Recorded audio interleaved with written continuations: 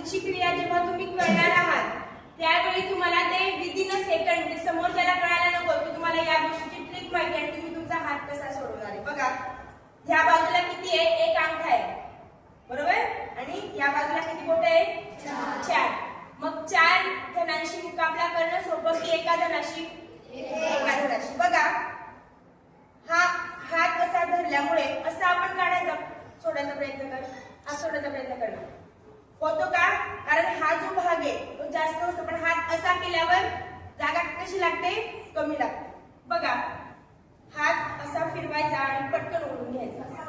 हे समोरच्याला कळायला नको की तुम्ही ही ट्रिक वापरणार आहे विदिन अ सेकंड. जेव्हा एखादा व्यक्ती तुमचा हात पकडतो, मुलगा पण असला तरी कोणी तुमचं नाव घ्यायला आणि तुमचा हात पकडून थांब म्हणून म्हटलं, किंवा मुलींना कोणी त्रास दिला, काही विचारायचं म्हणलं, तुम्ही त्या व्यक्तीला ओळखतही नाही तरी तुमच्याशी बोलायचं, हात पकडून बोलायचा प्रयत्न केला तर हात कसा पकडायचा, सहज असं गोल फिरवताना असं पकडून